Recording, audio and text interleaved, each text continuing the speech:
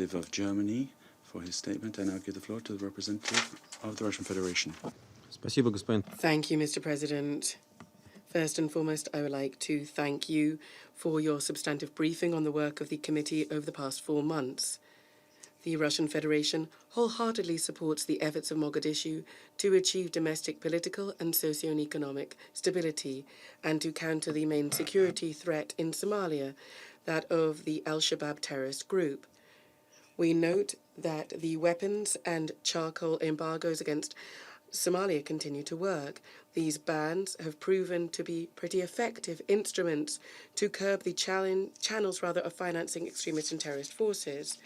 At the same time, there has been a positive impact from the practice of partially lifting the embargo on supplying weapons to Somali security forces.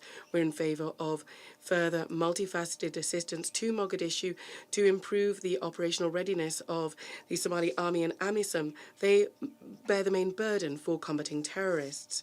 Last year, the Council introduced additional restrictions on supplying IED components to the country. We trust that these measures will work smoothly.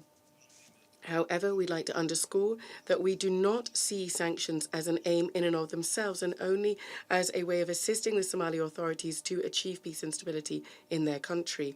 As regards relationships between the committee and its panel of experts and the federal government of Somalia, we would very much like these contacts once again to take on a normal hue.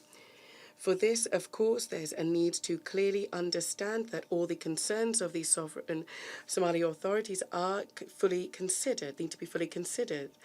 The realities in this country are such that if this is not the case, Somali stakeholders and external forces will be unlikely to deem it necessary to defer to the authority of the central authorities. All of our efforts and the political assistance and economic and humanitarian assistance will be in vain in this case.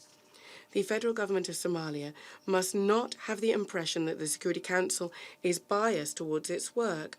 We welcome in this regard, Mr. President, your January trip to Somalia and also the initial context of the coordinator of the panel of experts in Mogadishu.